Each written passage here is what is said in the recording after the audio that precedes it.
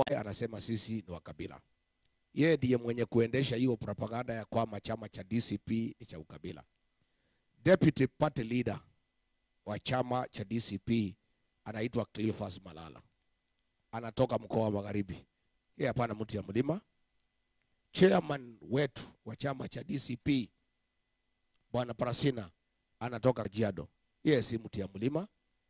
Deputy Secretary General anaitwa Madam Owino anatoka Kisumu. Yeye si mtu ya mlima.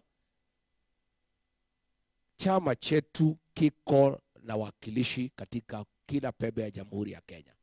Na nilipotembea Pwani, uliona vile nilikaribishwa.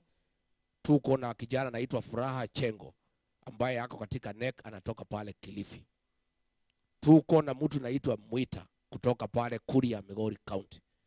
Tuko na kijana mwingine kutoka pale Taita Taveta. Chama chetu ni cha kitaifa, lakini kiko na umaarufu zaidi kwa mlima. Na inakuanga namna hiyo kwa kila chama. Inakuwa ni chama national, lakini iko na umaarufu sana pahali moja. Kwa hivyo usiangukie hiyo propaganda ya William Ruto ati Rigathi Gachagua ni mkabila, DCP ni kabila, watu ya mlima ni wakabila. Anamejua sisi ni wakabila, saa ile tumemkataa. Siku tulimpenda, siku mimi mwenyewe nilikuwa nampigia debe, alikuwa anasema mimi ni mzalendo wa Kenya. Siku nimemwambia umetusaliti, umetudanganya, amepiduka amesema mimi ni mkabila. So mimi sitaki uangukie hiyo mtego. Number 2, tunasema one term ndio. Unatuuliza tuko na mpango gani? Tuko na mpango mingi sana. Tuko na mpango ya kurekebisha uchumi wetu. Tuko na mpango ya kurekebisha mfumo wa masomo yetu. Tuko na mpango ya kurekebisha mfumo wa matibabu. Tuko na mpango wa kuokoa payslip ambaye William Ruto amevamia, imezoroteka. Lakini hiyo mipango yote hawezi faulu William Ruto akiwa kwa kiti. Kwa hivyo mpango wa maana na wa dharura na very urgent and most important, ndio hii mpango yote ifaulu. Mpango ya kwanza ni Ruto must go. Na hiyo mpango mimi ndio naongoza tukiwa na wengine.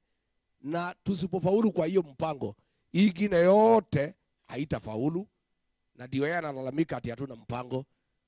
Analalamika kwa sababu ile mpango tuko nayo ni ya kumuumiza, ya kumfukuza yeye.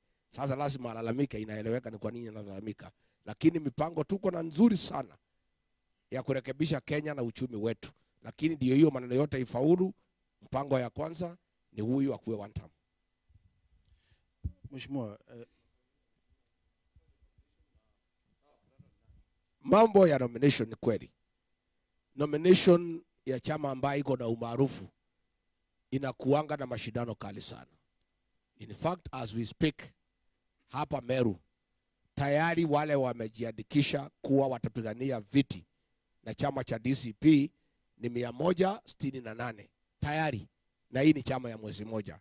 Kwa hivyo mashindano ndani ya DCP itakuwa makali sana.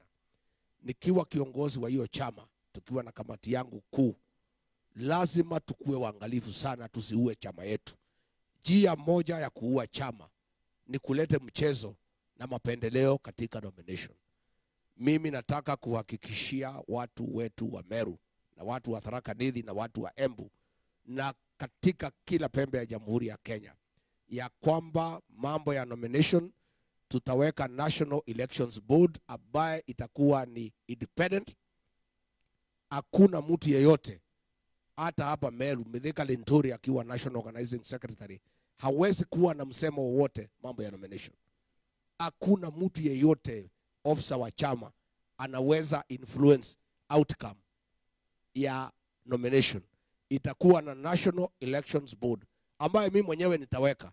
Na mimi nitaweka nikijua, nikianguka hapo, nikikubalia nomination iharibiwe, sitakuwa na chama. Hii chama yetu itaharibika. Na siwezi kubali. Hii ni chama tumeunda na tumeumia sana.